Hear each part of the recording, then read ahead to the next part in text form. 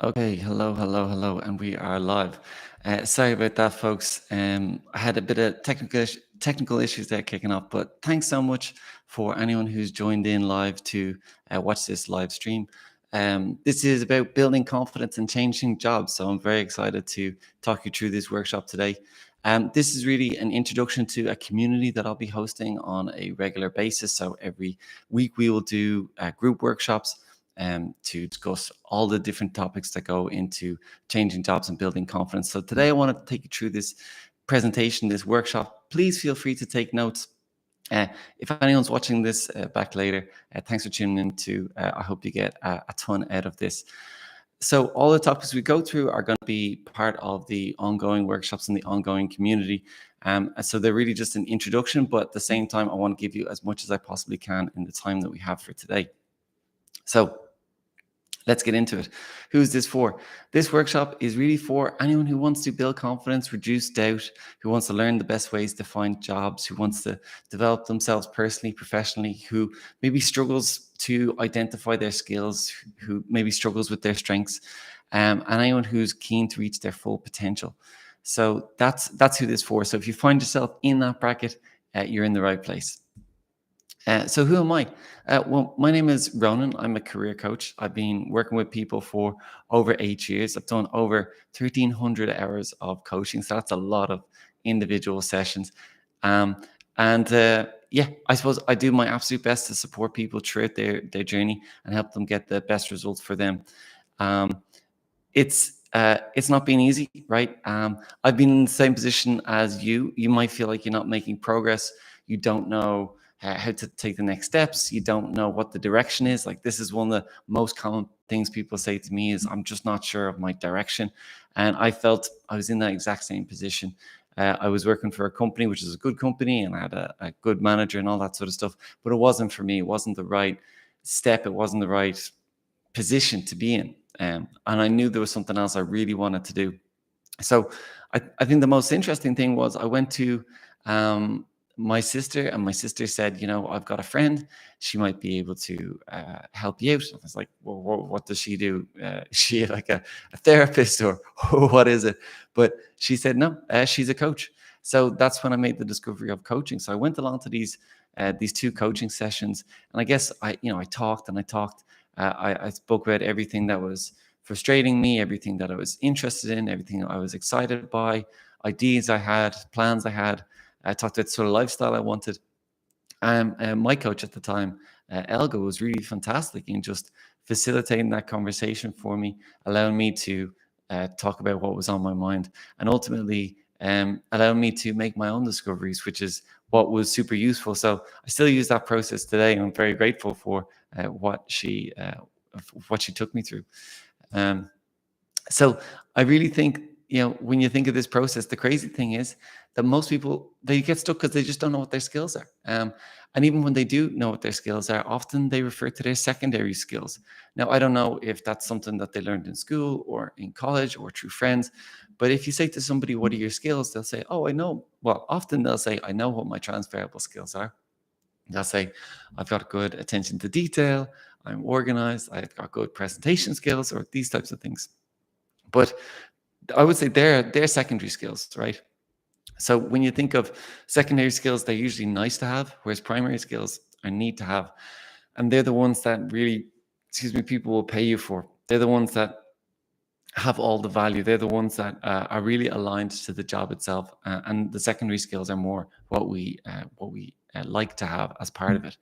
So if you think, would you pay somebody to be able to use video editing software? Maybe you would, you wouldn't, or maybe you wouldn't, but you definitely pay them for editing a video for you, right? So you want the whole process done, you want the result done. It's like if somebody says they have good organization skills, that's fine. But if you want a project managed, you want the whole thing done, you want the whole project managed, not just somebody who's good at organizing, because it's just isolated, where the project management or the video editing is a whole host of different secondary skills and abilities built into this one core primary skill. So if you don't know what your skills are, it creates a problem, right? You can A lot of people, maybe you do this, maybe you don't, but a lot of people underestimate how much they've got to offer. They underestimate their abilities. And then the problem with that is uh, they feel like they create limiting beliefs that they feel they don't have enough experience or education to get a job or get the right job. And then the result of that is that they miss out on certain opportunities, or they never go for the opportunity to start with. And then the problem is they don't give the employer a chance to um, to say, oh, you could be the perfect person for us. And so they don't help that person, and they don't help themselves either. So they've done themselves an injustice, and they've done the employer or the manager an injustice. So it's really a case of not selling yourself more than you are or less than you are, but just understanding exactly what you've got to offer, and selling it well at that level. And that's when you get the good fit. So that's what I've just been saying. The reality is, once you understand this process, following the steps and committing, you get a good result. I'm going to show you how in this webinar, and then we go into more detail in the group workshops later. So what are we going to cover in this workshop? Well, we're going to learn how to identify transferable skills. We've talked about that a little bit already. Discover the key to building and maintaining confidence. Decide whether you need more education or transferable skills. Rather just to harness your transferable skills.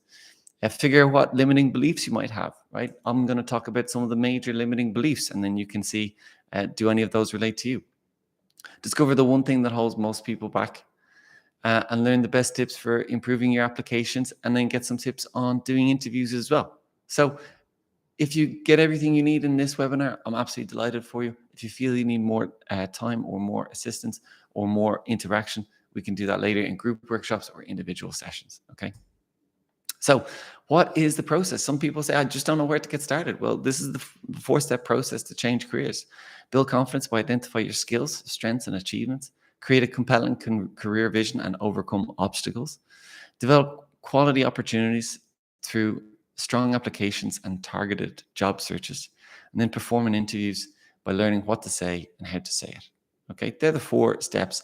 And so if you're watching this now and you're kind of thinking, I don't know where I'm getting stuck, or I don't know what's not working for me, just ask yourself, well, which part of that process are you getting stuck? Do you have confidence? Do you understand your skills? Do you have a good vision for what you want? Can you find the right jobs? Can you make good applications? Are you getting interviews, and are you succeeding in getting offered jobs? What part of that process are you getting stuck? Or maybe it's just a case of you don't know where to start. In this case, that process is where you start. Okay, trying to make it as simple and as accessible as possible. Now, so the first part, build confidence. Now, the key to building and maintaining confidence is, surprise reveal, victory stacking, right? So what is victory stacking?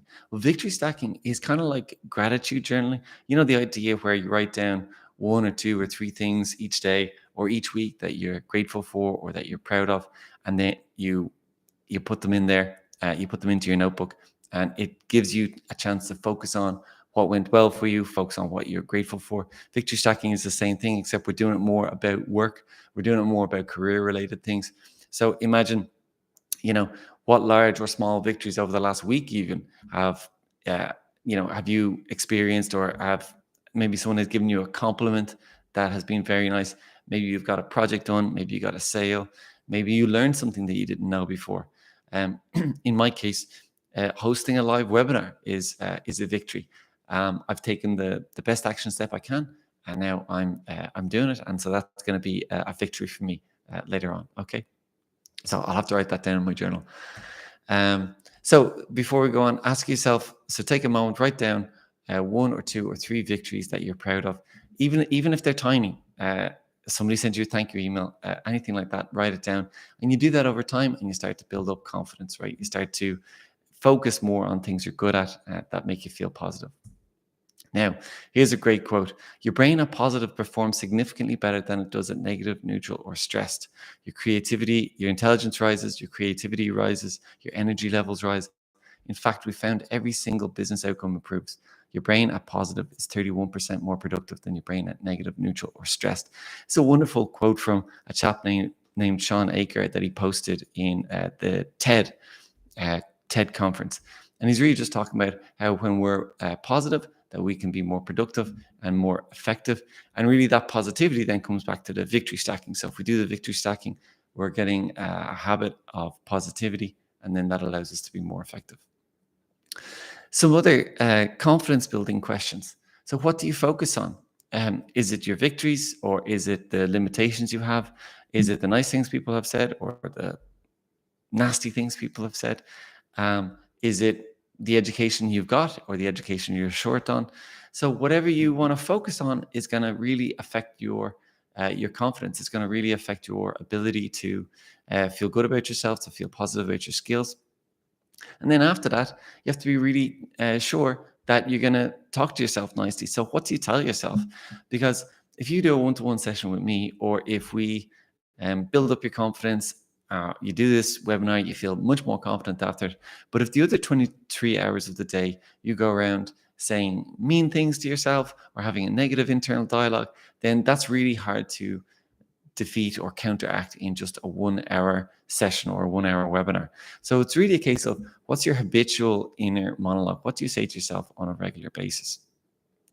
The third one is, how do you hold yourself physically, right? So if you have your head up and your shoulders back and you're standing up straight and you're breathing deeply, that's obviously going to be different. It's obviously going to be a lot better than, if you're slouched over, if your head's down, if you're breathing shallow, you're looking at the ground, you're kicking stones as you walk down the street. So really, it's not just what you focus on, but it's also what you say to yourself, and it's also the way you hold yourself. All those things are going to affect your confidence.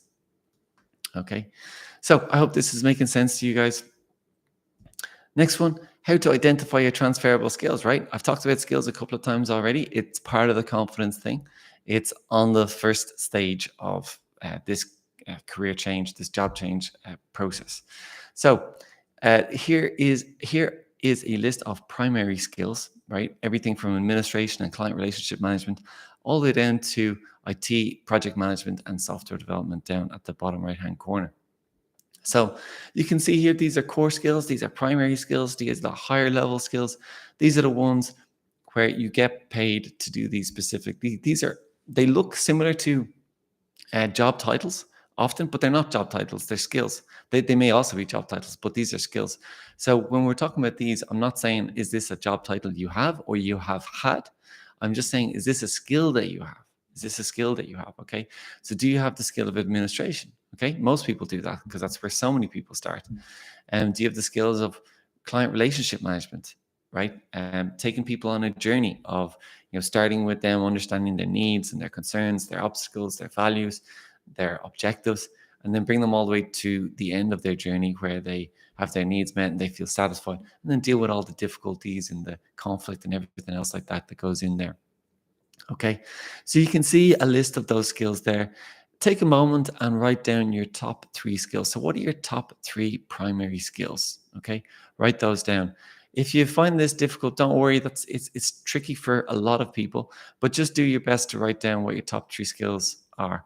Another way of thinking about this is to think, what are the 3 core elements of your job? Like, how would you explain your job to a 5-year-old, right? Because we can't say like big lofty terms like client success manager or director of commercial engagement or whatever it might be. We have to use just more simple terms. So if you break your job down into these 3 skills, these 3 components, easier to understand for you, easier to explain for other people, and gives you a good start to creating a professional identity. We'll talk about that a little bit later.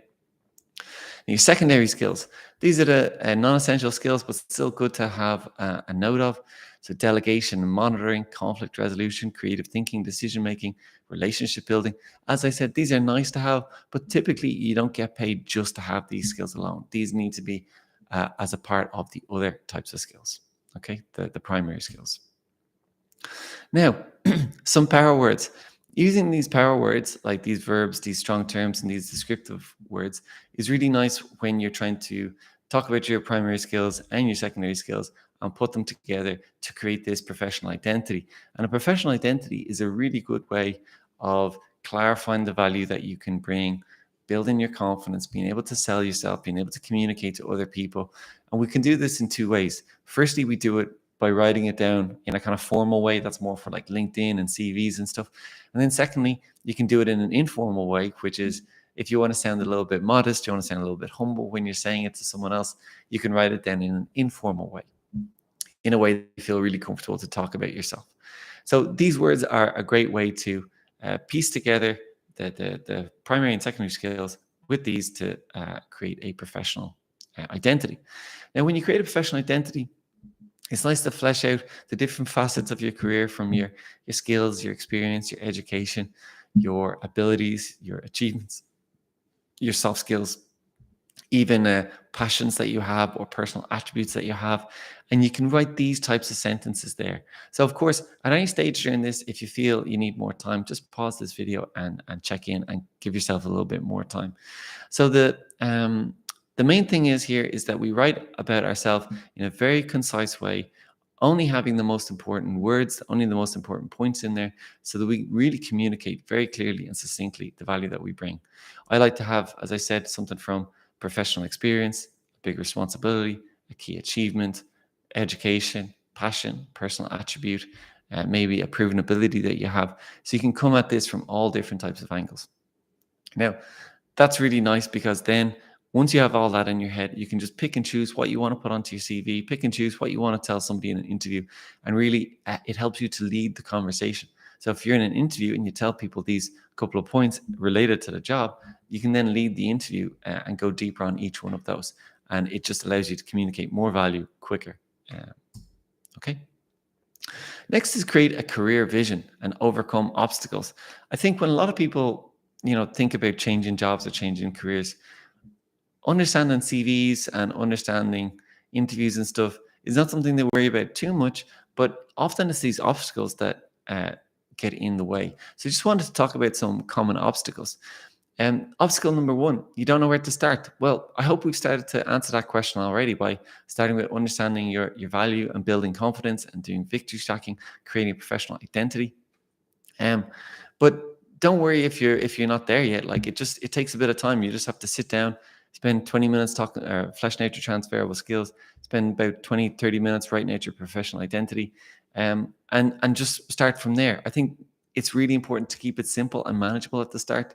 You can get a lot of good advice from friends and families and well-meaning contacts and colleagues and stuff like that, but it can be confusing. It can be overwhelming. So just start with what you've got to offer. And it's very similar to if you're trying to go out to a nice restaurant with a friend to celebrate a birthday or something like that, and you wanted to go to the nicest restaurant you can go to within your budget. Well, you have to know what your budget is first. And that's what we're doing. We're seeing, well, what do you have on offer? What budget do you have on offer? What skills and so on do you have on offer? And then we'll match that with the best potential opportunity we can find. Okay. So that's the same, that's the analogy. That's the metaphor. So some people are worried about a gap on their CV. That's another thing that holds people back. If you've got a gap on your CV, well, ask yourself, what's the reason for it? What's the real reason for it? If you were traveling, I think it's very normal to say that I was traveling for 6 months or traveling for a year. A lot of people do it these days. It's very common. So I wouldn't hesitate about putting I was traveling for a year on your CV. And you can just put in a little line explaining that. Other people might feel they've been out of work because they've been caring for someone, could be caring for someone in their family, could be caring for an elderly relative or something like that. And they haven't been out of work for that reason. So if that's the case, you can put in carer, because that's essentially a full-time job in itself. And often people get an allowance, or they get subsidized, or they get paid for it full-time as well. So putting that in is fine too. If you were having a tough time yourself mentally or physically or whatever it might be, there's loads of reasons for that. I'm not a psychologist, so I won't go into them, but you have to care for yourself. Like they say on airplanes, you have to put the oxygen mask on yourself first. So if you need to take some time out to care for yourself, I think it's okay to say that you're caring for a person in the family, or you're taking a career break, taking some time off. That's a very legitimate reason, and lots of people have to do it for all sorts of reasons. You're concerned about needing more education. To do what? And that's my first question. If you see lots of advertisements from universities, of course, they're trying to sell their courses, and they always want you to think that you need more education, or you could benefit from more education. But I guess, what's the end goal in mind? If you want to do a specific job that requires more education. Like, let's say you're an engineer and now you want to be a doctor. Yeah, I guess you have to go back to college. But if you're working in events and you want a different job in events that's better, well, then you have to look at what those jobs and events are requiring, and then go and see what sort of education requirements there are. If they need more, then you need to get more, and if they don't, well, then you now have your answer as well. I think overall, when you think of those jobs, let's say those jobs and events, for example, I wouldn't just take one either. I would take like 10. I would want to see what the whole industry thinks. If the whole industry thinks the person needs more education because they all require this specific qualification, well, then now you know. Or let's say in human resources, lots of people have a qualification called a CIPD. If you see the CIPD qualification in 10 different human resource jobs that you're interested in and you don't have it, well, then you know you need it. And if they just say it's desired, which often happens, then that's fine. I guess people get stuck because instead of seeing desired, they see it as necessary when it's not necessarily the case. Sometimes people are worried about having a stable income, but you don't have to quit your job until you have a new job. And there's many different ways of transitioning from one thing to another thing. Some people would go to 4 days a week. Some people go to 3 days a week. Other people start doing the new thing on the weekends and start to gradually build up to it. It's not a case of I just quit my job and then I don't have money and then I look for another job and I hope I get it. Then you risk putting yourself under financial pressure. So if you're worried about having a stable income, best thing to do is stay in a job and build up your other opportunities outside that job. Maybe if you don't have time because you're very busy with family commitments and so on, maybe you can take a day off here or there to make applications, look for other jobs, and go for interviews. Okay. Next, you're unsure of your transferable skills. So I hope that transferable skills exercise we did already was helpful. If you still feel unsure, um, ask yourself some questions. Do I get paid for this? Do other people think I have this skill? Why do I think I don't have these transferable skills? Or am I just not clear on what they are? Often I found people have been unclear of the definitions of transferable skills. For example, I would say to some clients who I think have operations as a transferable skill, I would say, oh, one of your transferable skills seems to be operations. And they would say, I don't know what that means. I don't know what you're referring to. And just getting the definition of it clarifies that set of tasks they do is a skill. Then we can give it a label, and then it becomes clearer in their head. So, just also so that you know, operations is the day-to-day running of a function or an organization. So all those small tasks that need to be done, any problems that need to be fixed. Often it's called firefighting by a lot of people. So that's operations. Okay, great. Some people feel like they're not an expert, and that stops them from going for their next job. Well, most people aren't experts. That's that's the normal thing. I guess we need to make a distinction between being skilled versus being an expert.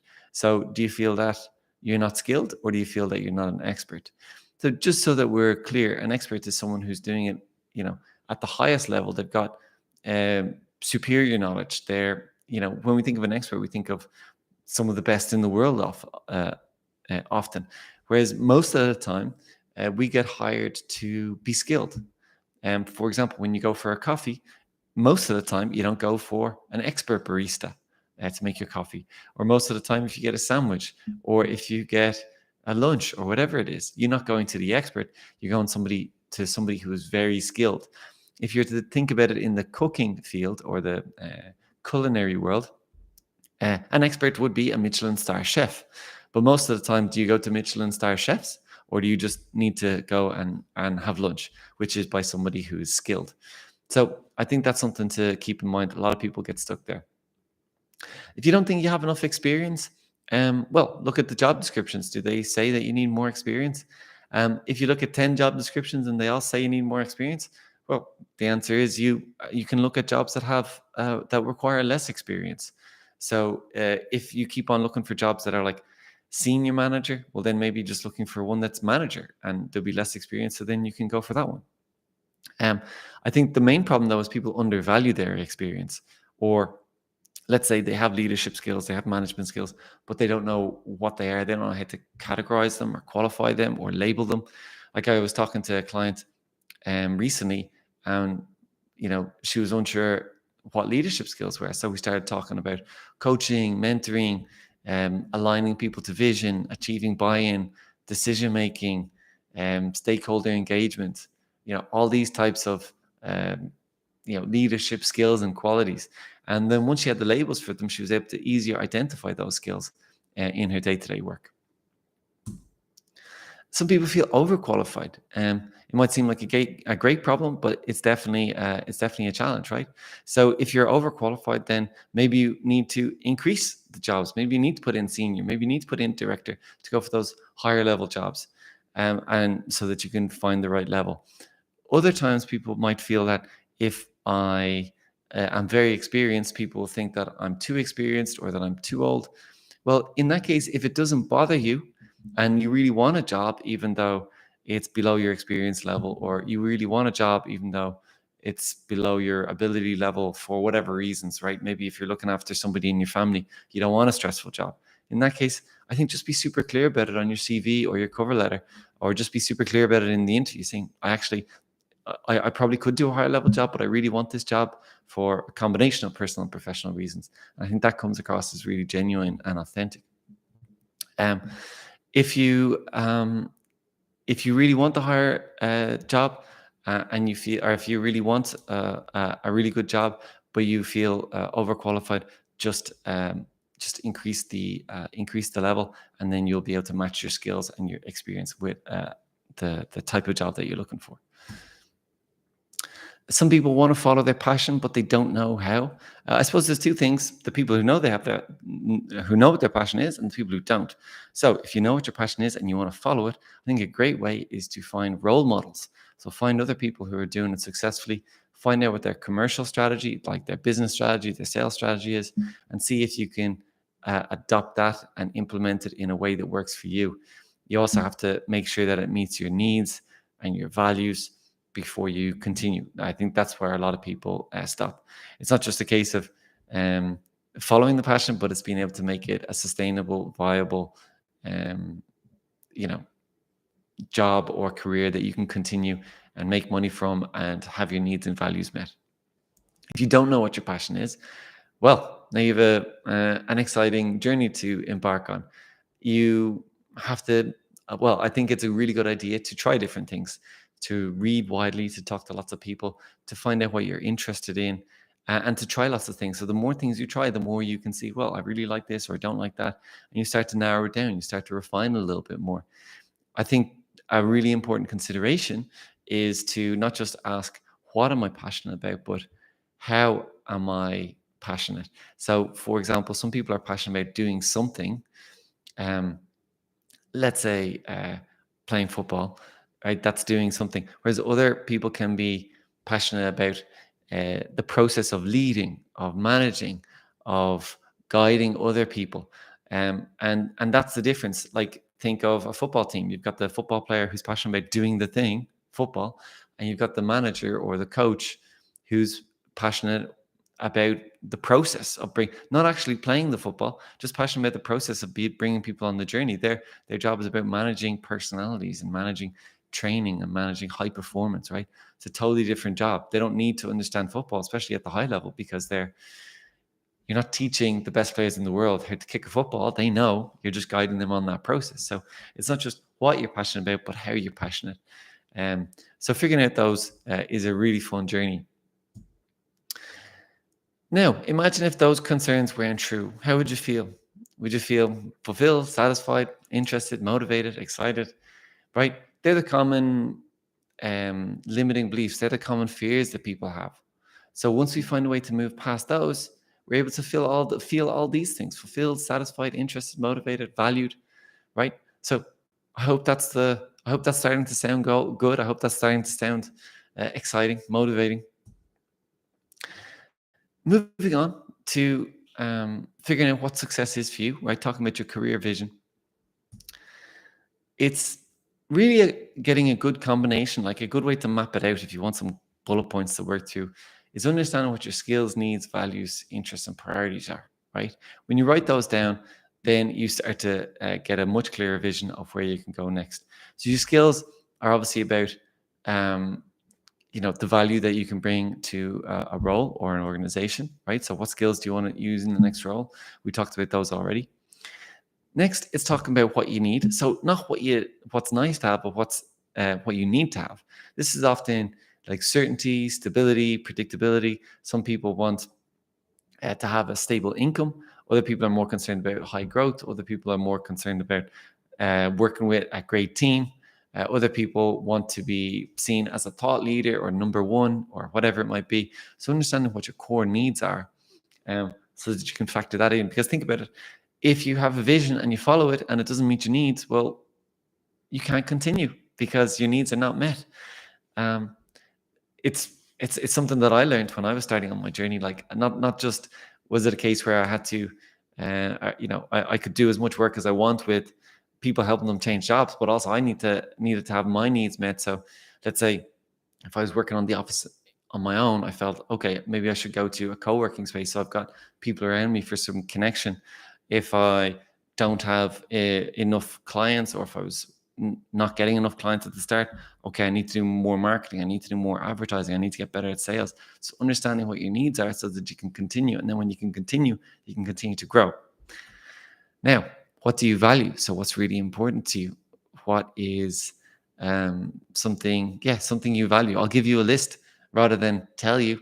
So it could be anything here from autonomy and camaraderie, health, money, creativity, innovation, and so on.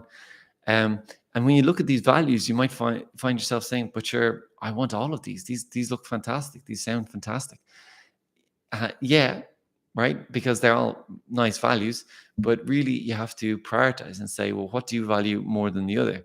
For example, let's say if you really want to have security, right, like security of income, and you also really want to have growth, well, sometimes you might have to prioritize one over the other, right? Because it can be difficult to get both of them at the same time. They can conflict. The same in your personal life. If you really want to party, but you also want to have a super healthy lifestyle, as at some point you have to choose one or the other. So there can be a conflict there. So it's a case of writing down, well, what are my top values? And then if you find another value and say, well, this is an important one as well, you can say, well, is this value more important than that value? And then switch them out. Okay. What are your interests? So I know I'm going through these slides quickly, and I'm going through this presentation at a good pace, but that's just to give you a feel for all the topics that we talk about, and we'll go into these in more depth, in more detail in the weekly workshops where you can ask questions, you can interact, you can ask for feedback, you can ask for advice. So we'll go into a lot more depth every week, Monday at 1:00. So what are your interests? Are you interested in innovation? Are you interested in technology, pharmaceutical, healthcare, public policy, finance? Once you find what your interests are, put them down, and then we get to the final one, which is your priorities. So when we have skills, needs, values, interests, we need to filter them somehow, right? Because otherwise the net is too wide. There's too many choices. There's too many options. It's not clear. Excuse me. So when we think about priorities, what's most important to you? Is it the connection? Is it a mission that you have to contribute to other people? Is it getting job security? Is it making as much money as possible by using your top needs? So the skills, needs, values, and interests are a great way of understanding everything that's going on, putting everything into a category so that you can create a vision. And then the priorities help you filter it and refine it. And then the last step is matching your vision to the market, because it's not just enough knowing what you're really excited about and what you want to do. It's being able to say, okay, well, how do I take that and put it into the market and look for jobs, look for opportunities, or create those jobs or create those opportunities, or create a business that gives me those opportunities. Okay. This is a career canvas. Okay. This is something I'm going to upload to the online community later. And it gives you a chance to flesh out or put everything just in one chart. Okay, so you can see you've got your skills, your strengths, your needs, your values, your interests, your priorities. You can put in potential job titles in there, and then you can put in any keywords that you think are going to allow you to find the right job. This is a nice one pager because I think sometimes people get distracted or they forget exactly what their vision is. They forget how to bring together all the ideas that we talk about in career coaching sessions. But this career canvas allows us to put everything on one page and say, okay, this is the game plan. This is the one page plan. And now how am I going to action that? Which is the very last step, the route to market. So do you want to use job sites? Do you want to talk to your network? Do you want to make applications online? Do you want to use LinkedIn? Do you want to go to events? How do you want to go to the market? Okay. So when you have all that down, you have a clear picture of what your vision is and where you're going next.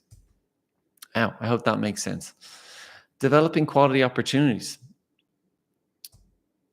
So your CV is a factual account of your career and background, whereas your cover letter is an expression of interest in the job, the company, and their products or services. I think a lot of people forget that and they can just write their CV twice, but really the CV is a factual account and the cover letter is an expression of interest in the job and the company.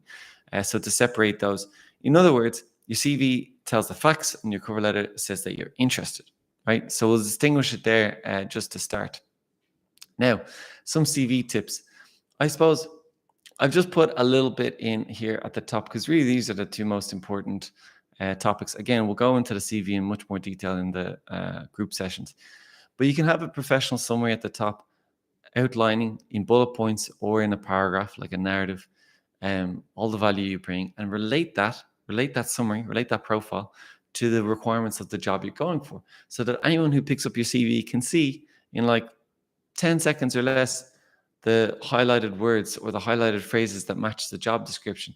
You don't want to do it too bluntly or too obvious so it looks like you copied it, but still you want to make it pretty clear so they can see it immediately and they can put you into the interview pile.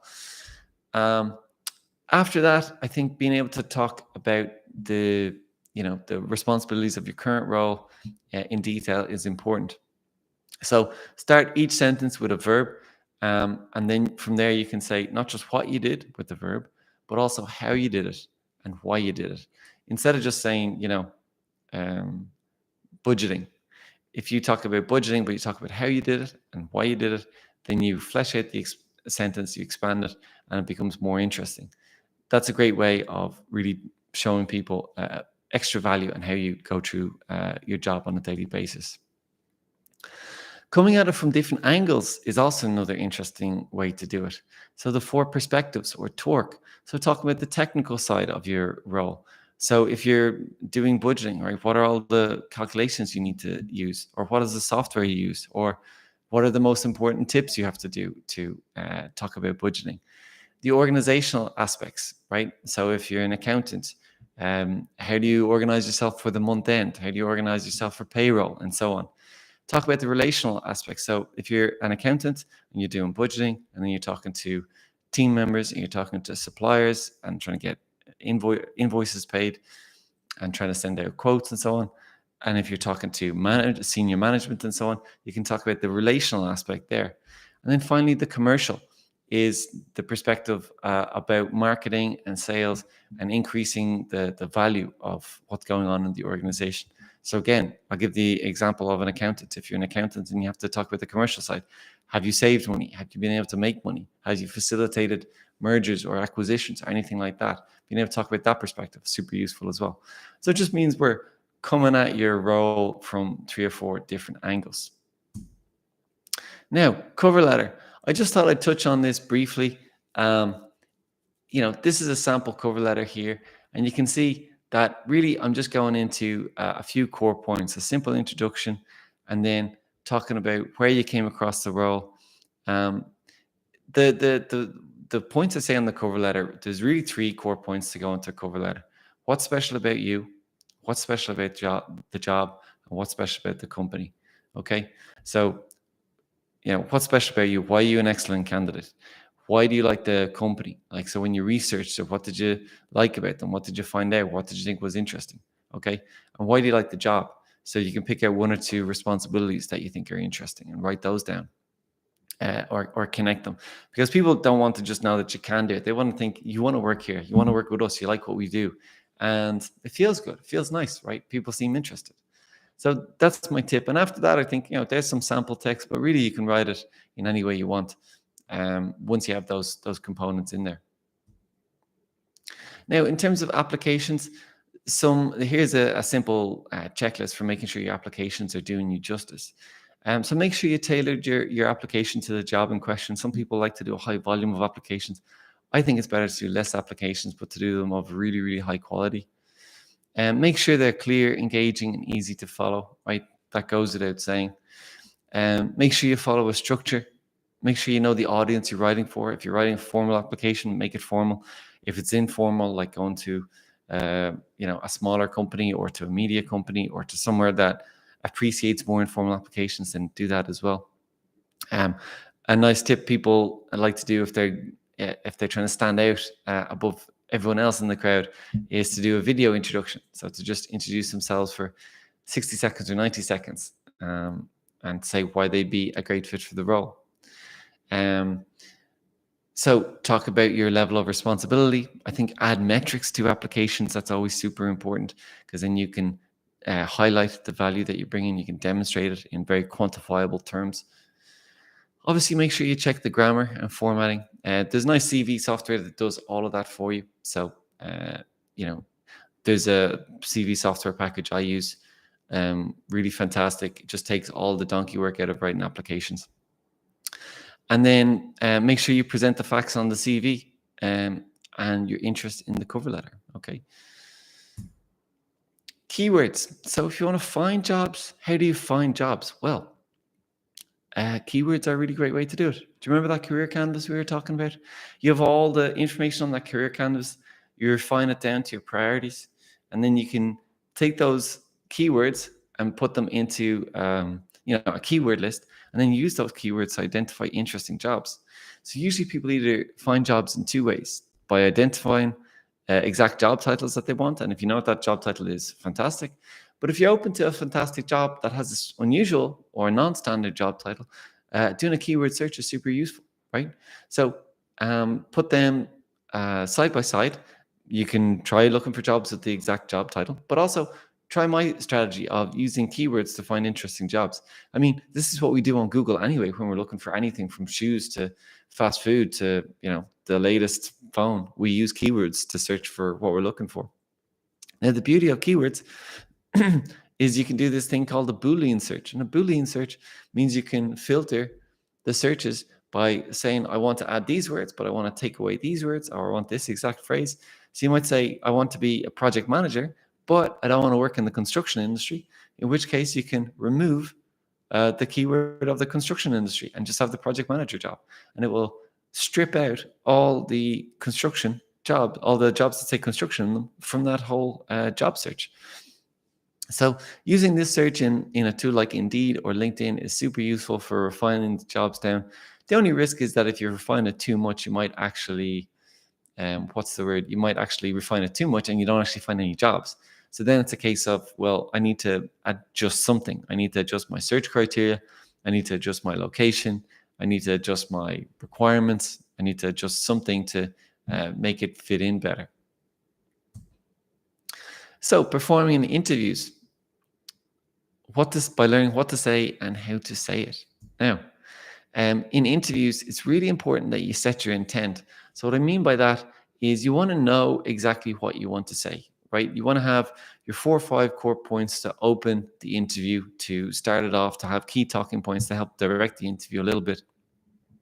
Then you also want to have written out answers to the other questions. So when you set your intent, you know exactly what you're going to say. You know exactly the angle you're going to take on certain answers. You've prepared for the standard questions. You've prepared for the competency-based questions, and then you're ready to go. It's also really nice if you talk about the specific position, so link it in, right? Not just saying this is what I've done, but this is what I've done, and here's how I could help you, and I'm interested in the job, and I think this thing I've done over here will match what you're looking to have over there, and join those two dots.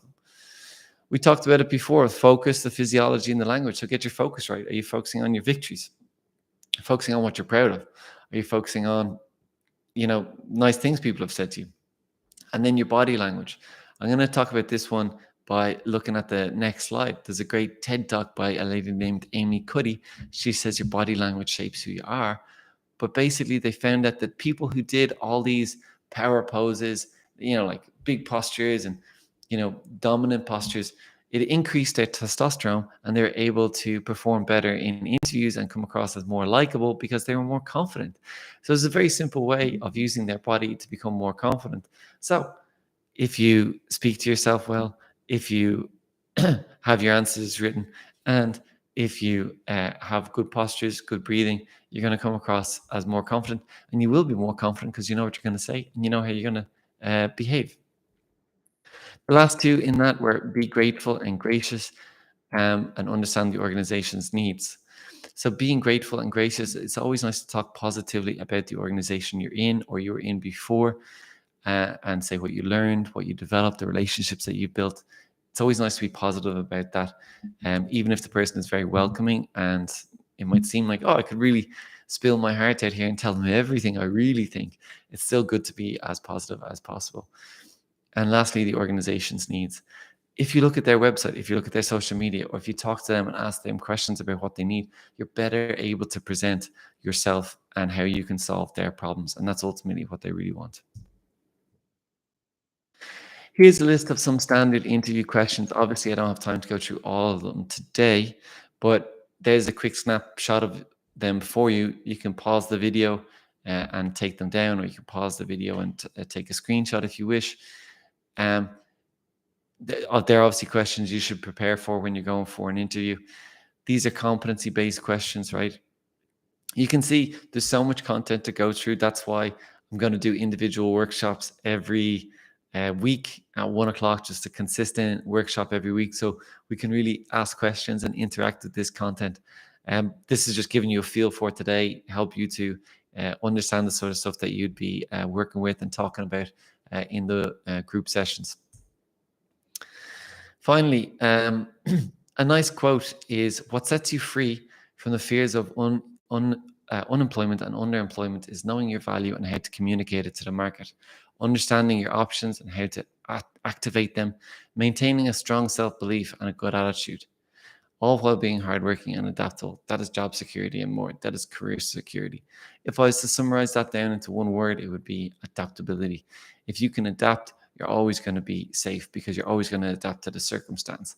It's not the strongest that survive, they say, it's the most adaptable to change. And I really believe that is the case. And we've always had to adapt because the economy changed, the working environment changes, the world changes, and all we can do is adapt and change with it. And one of the best ways we can do it is by understanding what we can offer, understanding what value we have, and then communicating that to the market in real time. So I talked a little bit about the career development community throughout our session today, just to give you a little bit more information. So I'll do one session each week, group coaching sessions. So week 1 of the month will be building confidence like today. The next one will be creating a compelling career vision. That will be the next Monday or next week, right? Next, after that will be developing quality opportunities. And then the final one will be performing in interviews. Okay. So every week on a Monday, we'll go through those, ask questions, get feedback, and go through the content. These are the sort of topics that we'll cover, right? Everything from leaving a job to communicating your value using metrics. In the second week for creating a compelling career vision, we'll talk about creating a professional identity and developing your career vision, understanding your needs. We'll talk about needs in more detail. We can do a workshop on that. I mean, you could do a workshop just on needs alone. You could do a workshop just on each one of these. So that's how deep we'll go. But I'll do it all based on the needs of the people who show up to the workshops. Then performing in interviews and learning what to say and how to say it. So writing out the answers, understanding what sort of questions that come up, preparing the STAR competency-based interviews. I'll give you 5 tips for emphasizing your value and so on. And developing quality opportunities through strong applications and targeted searches. This order is actually slightly incorrect, but you get the idea. Obviously, we want to make sure your CV is right, and I've got software I can share with you so you can do your CV for 6 months. And we'll talk about how to sell yourself, how to outline the 4 perspectives, how to write a compelling cover letter, and so on. There's also an online course where I touch on a lot of these topics already. So these are pre-recorded videos. You can watch them as soon as you sign up. I'm going to put them live there later today, and it will give you just a lot of the background and information that you need. I told you about the 6 months of CV building software. That's going to be available as well to people who join the community. So I can give you access to that. After 6 months, you do have to pay for it, but most people can get their CV done in 1 month or less, 1 week.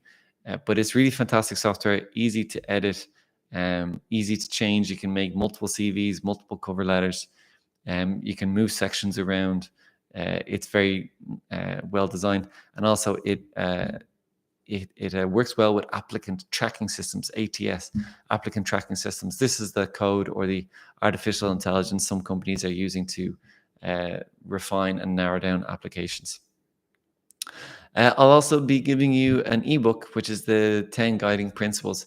So this is about the 10 guiding principles for having a successful, fulfilling, interesting career.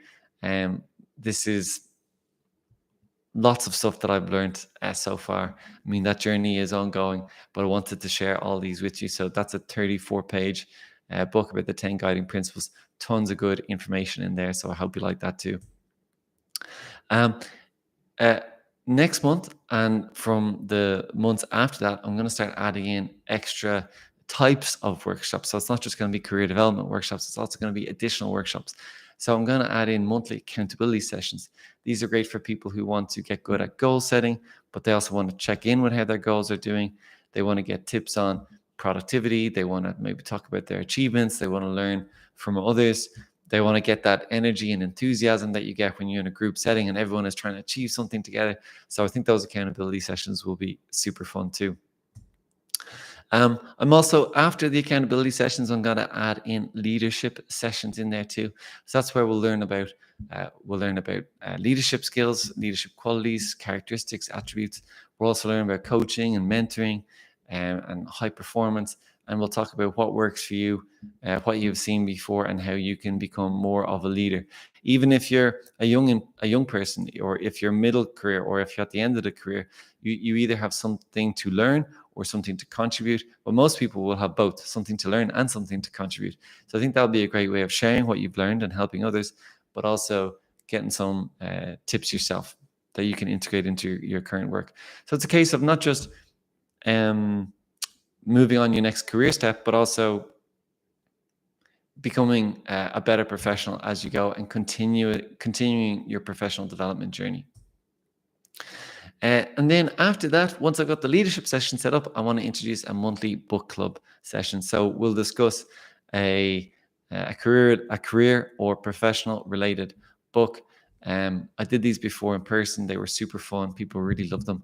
So it'll be a case where I will bring together some topics and present some of the main ideas, and then we can discuss what those topics mean and how you can implement them in your own professional or personal life. There's also the opportunity for community chats, of course, so you can share knowledge. There's a resource library there. There's networking opportunities, and you'll get that ongoing career support. So you can write a message every day if you want, and either I'll respond to you or someone else will respond to you. So you always feel like you've got that support there. And I think, that's when things have always worked well, when there's been a community of people supporting each other to improve themselves and have fun, right? That's what it's all about as well. With the workshops and with the course, there's also this 30-page workbook full of practical tips and strategies. It's in PDF, and it will be available in the community. So I'm going to post that later today. Finally, if you like the idea of group workshops in the community, if you've enjoyed this webinar, that's fantastic.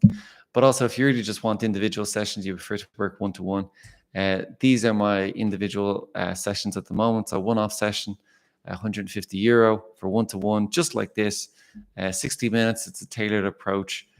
Deal with everything as it's a priority to you, and you'll get that individual tailored feedback. If you want to do 3 hours, obviously it's a better price, and if you want to do 6 hours, it's a better price again. So that is that is the option. That is the best option for some people. Other people prefer the group workshops, and then some people will prefer a combination of both. So I hope there's something there for everyone who's watching. In terms of the individual sessions, they're video calls. They're 60 minutes long. The schedule is Monday, Tuesday, Wednesday, Thursday. Monday and Wednesday, I work in the afternoons, and Tuesday and Thursday, I do the sessions early in the morning. So hopefully somebody can find the time, or everyone can find the time that suits them. I also take notes during the session so that you have a record of what we've spoken about, and you can refer back to it and reflect on it. And you can book online on my website, ork.ie. The booking page is ork.ie/bookings. So thanks so much for watching. I hope you enjoyed it and got a ton out of it, whether you're watching live or whether you're watching the recording. I did have a bit of an issue at the start with the technical setup, but that's solved. So thanks so much for watching. I hope you got a ton out of it. And if you have any questions, feel free to email me, info@ork.ie. Ork as in Ronan Kennedy, info@ork.ie. Thanks so much for watching, and hopefully see you soon.